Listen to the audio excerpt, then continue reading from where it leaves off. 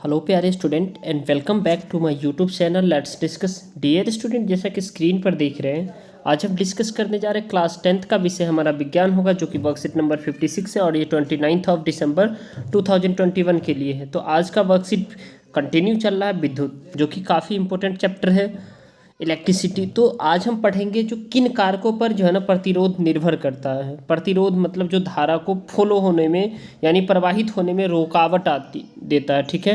यानी हमने प्रतिरोध के बारे में सीखा। अब प्रश्न उठता है कि क्या सभी प्रकार के धातु के तार एक ही धातु के समान लंबाई या मोटाई के तार के लिए प्रतिरोध समान होती है। तो इसे अच्छे से समझेंगे।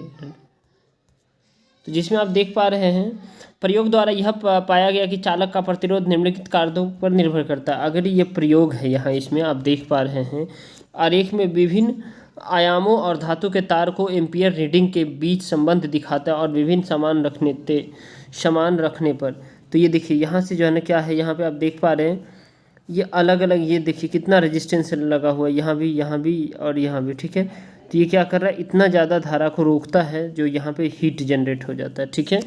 तो ये आमीटर है, ठीक है, ये प्लस चार्ज है, ये माइनस चार्ज है, हमेशा यहाँ पे स्विच लगा हुआ है, ठीक है। तो ये देखिए इसमें यही यहाँ बताया गया, तो इसकी लंबाई पर निर्भर करता है। तो धारा के प्रतिरोधकता, चालक का प्रतिरोध किस पे, इसकी लंबाई पर निर्भर करता है, अनुप्रस्थ काट के क्षेत्रफल पर निर्भर करता है, धातु के तार पर निर्भर करता है, ठीक है। यानी हम कह सकते हैं आर डायरेक्टली प्रोपोर्शनल समानुपाती होती है लिंग यानी लेंथ के, ठीक है।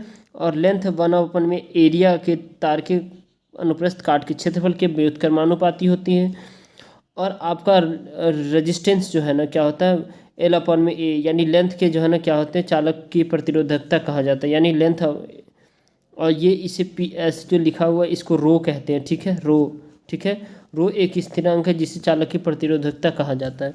तो आपको इसमें मैं समझा दूँ डियर स्टूडेंट, ये आपको समझना है, ठीक है। देखिए अगर डायरेक्टली प्रोपोर्शनल, ये देखिए आर डायरेक्टली प्रोपोर्शनल होता है एल का, यानी ये बढ़ेगा तो ये भी बढ़ेगा, ये घटेगा तो ये भी घटेगा, ठीक है। अब देखिए तो रो डायरेक्टली L/A, ठीक है, इन्वर्सली प्रोपोर्शनल।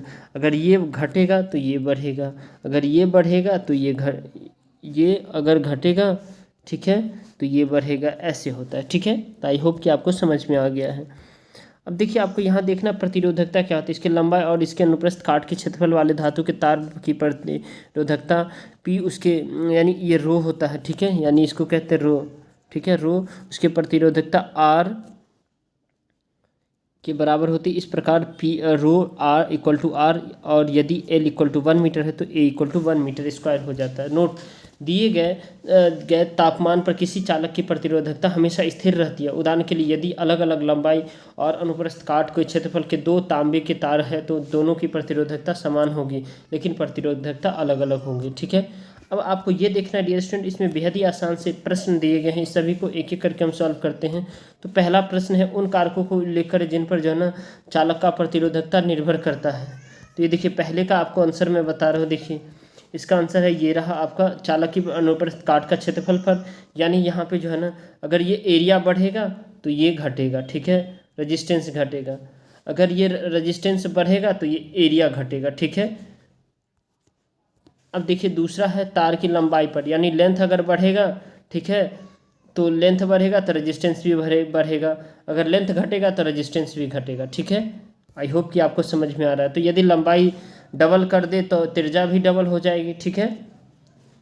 और पदार्थ की प्रकृति पर निर्भर करता है, पदार्थ की प्रकृति पर, यानी आर डायरेक्टली प्रोपोर्शनल लेंथ अपन में एरिया का होता है, तो ये रो जो है ना एक समानुपातिक नियतांक होता है, ठीक है।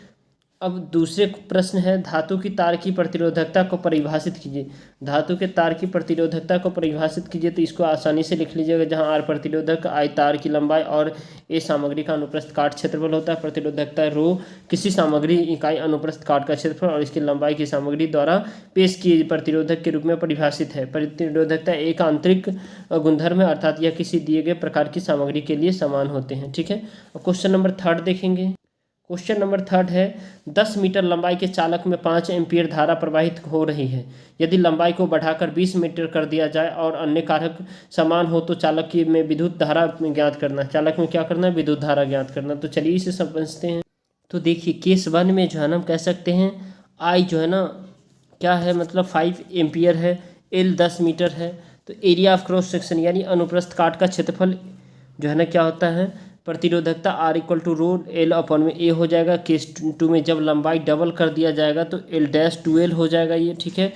तो आर डैश अपॉन में ए रो एल डैश, तो ये आर डैश 2R हो जाएगा। तो ओम के नियम से V equal to I R होता है और I इक्वल टू वी अपन में R होता है, ठीक है। और I dash equal to V अपन में R1 होगा, आर डैश होगा, और V अपन में 2R हो जाएगा। तो I डैश इक्वल टू आई अपन में R, यानी 5 अपन में 2, तो इसको 2.5 ओम हो जाएगा ये का आंसर, ठीक है।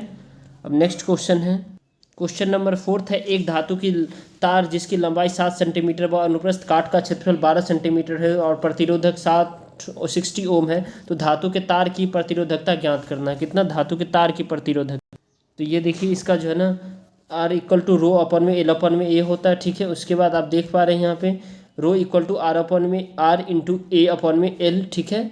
जिसमें आप कह सकते हैं ये आर कितना रेजिस्टेंस 60 ओम दिया हुआ है, तो एल इक्वल टू 2 इंटू 10⁻², ठीक है। तो इसको हम इस तरह से लिख सकते हैं डियर स्टूडेंट, ठीक है। ये ए इक्वल टू ए 12 सेंटीमीटर, तो 12 को 10⁻⁴ से मल्टीप्लाई करेंगे तो मीटर स्क्वायर हो जाएगा।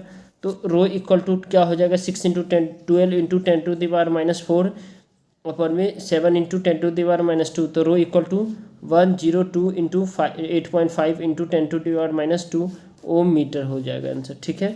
आई होप कि आपको ये समझ में आया है।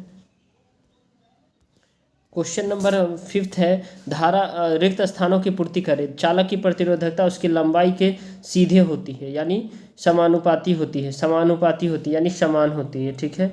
आप कह सकते हैं समानुपाती या समान होती है, ठीक है। चालक का प्रतिरोध उसके अनुप्रस्थ काट के क्षेत्रफल के व्युत्क्रमानुपाती होती है, ये बात सही है, व्युत्क्रमानुपाती होती है, ठीक है। अब नेक्स्ट है डियर स्टूडेंट आपका, चालक की प्रतिरोधकता लंबाई और अनुप्रस्थ काट के क्षेत्रफल पर निर्भर करता है। प्रतिरोधकता किसमें, लंबाई और अनुप्रस्थ काट के क्षेत्रफल पर।